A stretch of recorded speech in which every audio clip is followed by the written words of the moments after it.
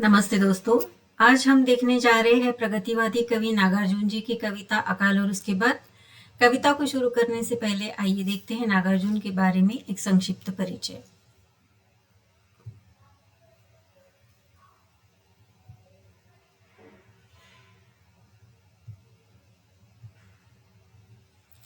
दोस्तों, नागार्जुन जी का जन्म हुआ है 30 जून 1911 बिहार के मधुबनी दरभंगा जिले में और मृत्यु हुई है नवंबर 1998 ईस्वी में। इनका वास्तविक नाम है बैद्यनाथ मिश्र और नागार्जुन नाम इन्हें बौद्ध धर्म की दीक्षा पाने के उपरांत मिला। ये प्रगतिवादी विचारधारा के कवि है जो मार्क्सवाद से प्रेरित है। सन 1945 में के आसपास साहित्य की सेवा के क्षेत्र में इन्होंने अपना कदम रखा। शून्यवाद के कवि के रूप में नागार्जुन का नाम विशेष उल्लेखनीय है। इन्होंने यात्री के नाम से मैथिली में कविता लिखी है। परंपरागत प्राचीन पद्धति से संस्कृत की शिक्षा प्राप्त करने वाले बाबा नागार्जुन हिंदी, मैथिली, संस्कृत तथा बांग्ला में कविताएं लिखते थे। ये कवि होने के साथ साथ हिंदी के प्रसिद्ध उपन्यासकार भी रह चुके हैं। इन्होंने अपने काव्य में सामाजिक कुरूपता, राजनीतिक अव्यवस्था और धार्मिक अंधविश्वास पर करारे व्यंग किए हैं। और सबसे बड़ी बात तो यह है कि ये सच्चे अर्थों में स्वाधीन भारत के प्रतिनिधि यानी कि जनवादी कहे गए हैं। जनवाद का अर्थ है जनता के लिए लिखना, जनता का शासन होने से उनके दुख, दर्द, पीड़ा, यातना इन सभी को समाज में उजागर करना, सरकार तक पहुंचाना। उनकी प्रगतिवादी कविताएं कुछ इस प्रकार हैं, जिसमें सर्वप्रथम है बादलों को घिरते देखा है, पाषाणी, चंदना, रविंद्र के प्रति, सिंदूर, सिंदूर तिलकित भाल, तुम्हारी दंत ऋतु, मुस्कान आदि। अकाल और उसके बाद की ये जो कविता है दोस्तों, यह 1992 में लिखी गई है। इस कविता में अकाल शब्द का अर्थ कुछ इस प्रकार है। अकाल का अर्थ है समय से पहले अनियोजित संकट, ऐसा समय जब अनाज आदि के कारण लोग मरने लगे।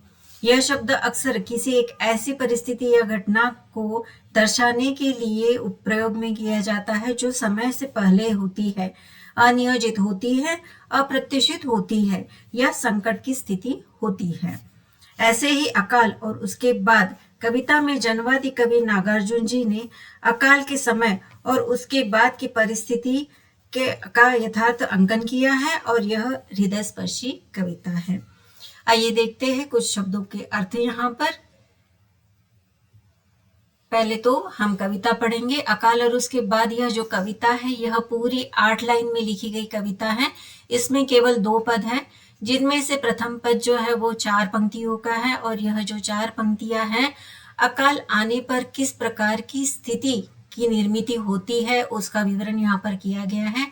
और बाद की जो 4 पंक्तियां हैं, इन पंक्तियों में अकाल के बाद क्या उसका प्रभाव पड़ता है, किस तरह से मनुष्य जीवन के साथ साथ उससे जुड़े हुए अन्य प्राणी जीवन भी किस तरह से प्रभावित होते हैं, इस सभी का वर्णन कवि ने यहाँ पर किया है। तो शब्दों के अर्थ पहले देख लेते हैं।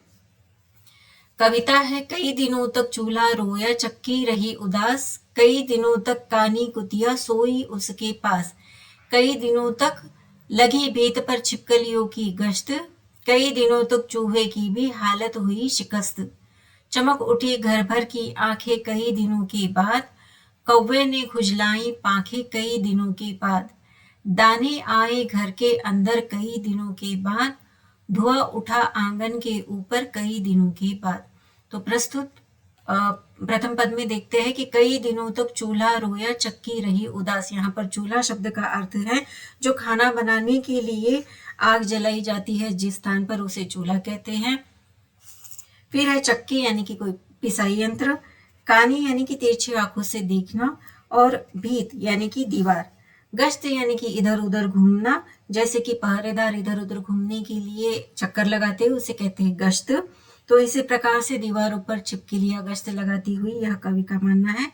देन है शिकस्त यानी शिकायत भरी, आंगन यानी कि घर के बाहर की खुली जगह, और पांखें यानी कि पंख।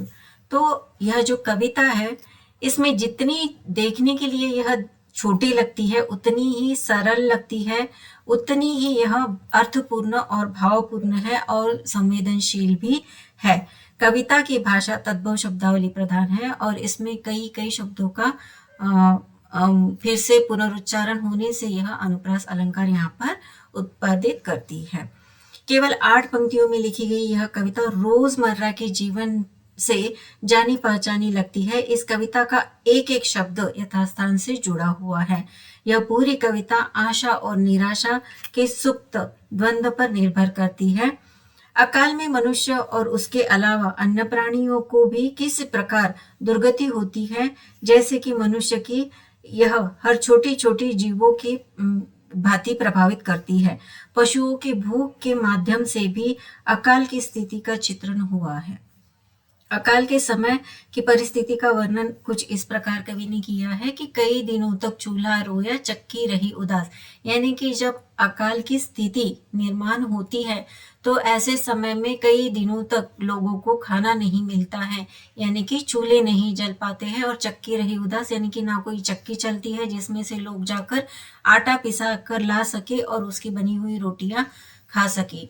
बता दूं कि यह जो परिस्थिति है पहले पद में कवि ने यहाँ पर बताई है कि अकाल के समय क्या परिस्थिति होती है। तो कई दिनों तक कानी कुतिया सोई उसके पास, यानी कि जो कुतिया भी है वो हमारे जीवन से निकड़ी जितनी भी प्राणी मात्रा होते हैं उसमें से कुत्ते भी होते हैं। तो कानी कुतिया भी उस चूल्हे की तरफ तिरछी आंखें करके देख रही है कि कब ये चूल्हा जलेगा और उन्हें भी खाने के लिए कुछ मिलेगा। कई दिनों तक लगी भीत पर छिपकलियों की गश्त, यानी कि जो छिपकलियां घर भर में घूमती है दीवारों पर, इनके लिए भी खाने के लिए कुछ नहीं है। तो वो कई बार दीवारों पर गश्त लगाती हुई पहरे देती हुई यहाँ वहां घूमती फिरती है कि कहीं से जाने कुछ खाने को मिले।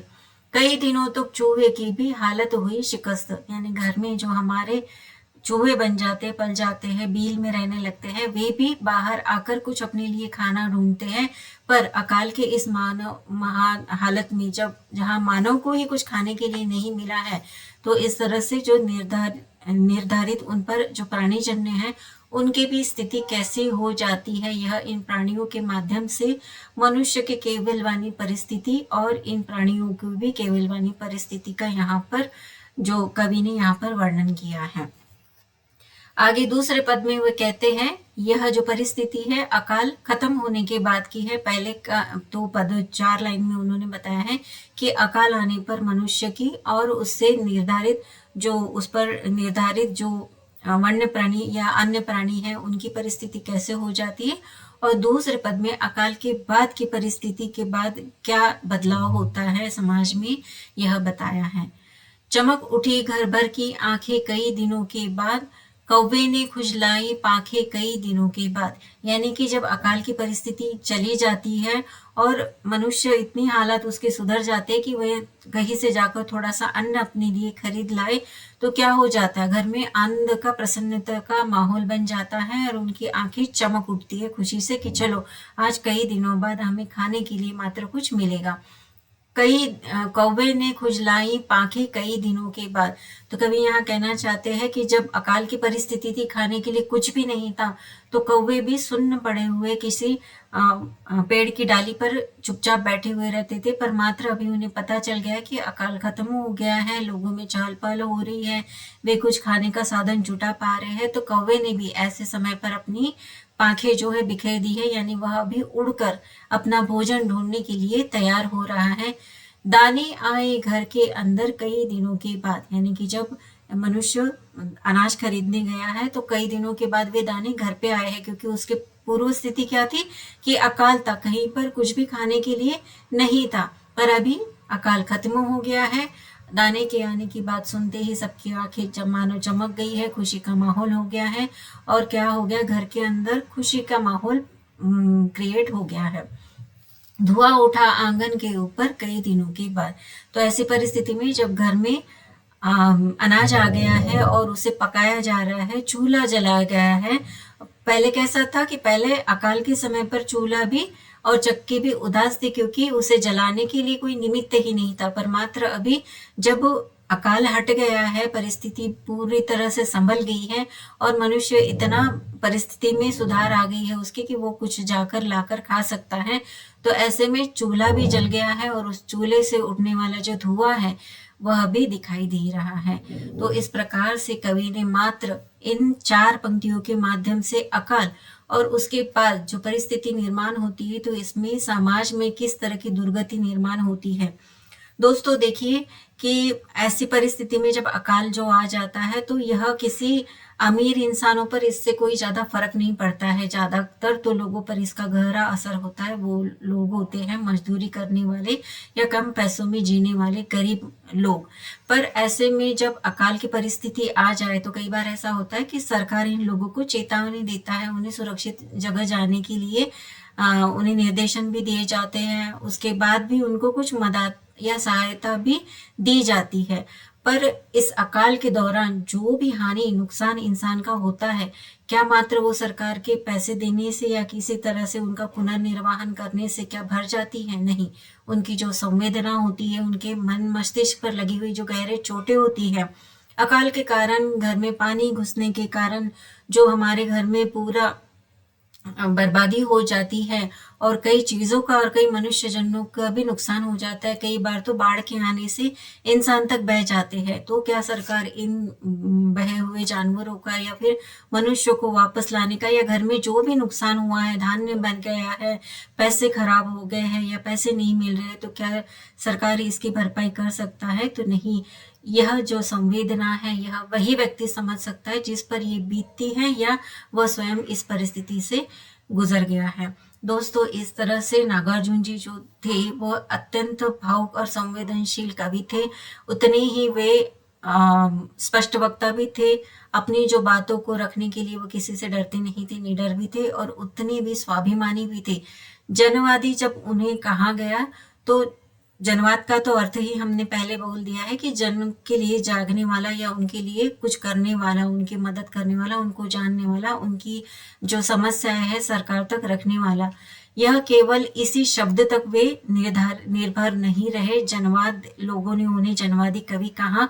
वे स्वतः में जनवादी थे। जब मैं स्वयं विद्यार्थिनी होते हुए उस काल में जब मैं पढ़ रही थी कक्षा में, तब हमारे गुरुजन ने नागार्जुन जी के बारे में कुछ बातें महत्वपूर्ण हमें बताई थी। यही कि वे बहुत ही स्वाभिमानी प्रकार के और अत्यंत संवेदनशील कवि थे।